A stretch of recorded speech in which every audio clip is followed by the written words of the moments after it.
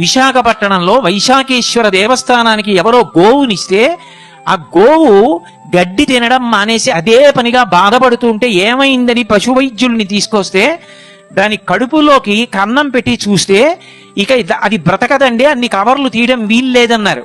అవి జీర్ణం అవక దాని కడుపు అంతా ప్లాస్టిక్ కవర్లతో నిండిపోయింది. ఎందుచేత? పాపం దానికి చెయ్యి లేదు, అది మూట విప్పి తినలేదు.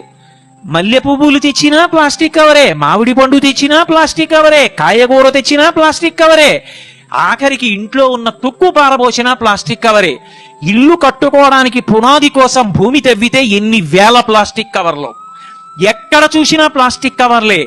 ఆవులు తింటున్నాయి, కుక్కలు తింటున్నాయి, పక్షులు తింటున్నాయి, ఎవరికి చెప్పుకుంటాయి వాటి బాధ? మనం పోషించకపోవడం మాట దేవుడెరుగు. ఎన్ని ప్రాణులో గిల గిల గిల గిల తన్నుకు చచ్చిపోతున్నాయి. కనీసంలో కనీసం ఒక సైను బట్టతో తయారు చేసినటువంటి బట్ట సంచి 10 రూపాయలు ఉంటుంది. మడిస్తే చిన్నదైపోతుంది, జేబులో పెట్టుకుని వెళ్ళిపోవచ్చు. ఓ చిన్న సంచి పట్టికెళ్ళి కావలసిన వస్తువులను అందులో తీసుకురావడానికి కూడా ప్రభుత్వం పరిశీలించి ప్లాస్టిక్ కవర్ పట్టికెళ్లిన వాడి మీద అపరాధ రుసుము వేస్తే తప్ప మారరు అన్న స్థితి వస్తే దేశం ఎప్పటికి బాగుపడుతుంది? ఎప్పటికీ ప్రకృతి మాతకు నీరాజనం. శుష్క వేదాంతం వల్ల ఆచరణ సాధ్యం కాని విషయాలు ఎన్ని వల్లిస్తే మాత్రం ప్రయోజనం ఉంటుంది? ఒక్క కుటుంబంలో ఒక్క వ్యక్తి నేను ప్లాస్టిక్ కవరిక నా జీవితంలో ముట్టను అని చేతి సంచి పట్టుకెళ్ళడం. పూర్వం ఇంట్లో చేతి సంచి తీసుకొచ్చి పెట్టేవారు. నాన్నగారు దుకాణానికి బయలుదేరితే కొడుకు గబగబా తీసుకొచ్చి చేతి సంచి అందించేవాడు. ఆదివారం వస్తే తల్లి చేతి సంచి ఉతికి అన్ని బట్టలతో పాటు ఆరేసేది. ఒక్క చేతి సంచిని మనం వాడడం అలవాటు చేసుకోగలిగితే ఎన్ని వేల ప్రాణులు బ్రతుకుతాయో.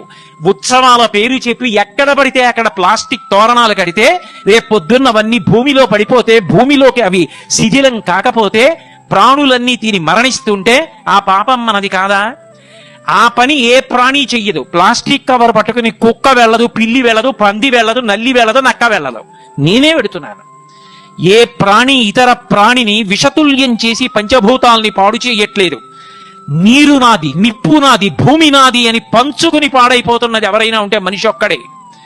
మిగిలిన ఏ ప్రాణులు ఇలా పంపకాలు చేసుకోలేదు, దెబ్బలాడుకోలేదు. ఇది నాదన్న మాట వాడలేదు. ఎక్కడ నీరు దొరికినా ఒకటి అలా తాగితే రెండోది దాని తర్వాత వెళ్ళి తాగింది తప్ప ఇది నాది అని చెప్పి జెండా ఏ ప్రాణి ఎగరేయలేదు. అలా ఎగరేసి పాడైపోతున్నది ఎవరైనా ఉంటే మనం ఒక్కళ్ళమే. అది మారిన నాడు నిజంగా ప్రకృతి మాతకు నీరాజనం.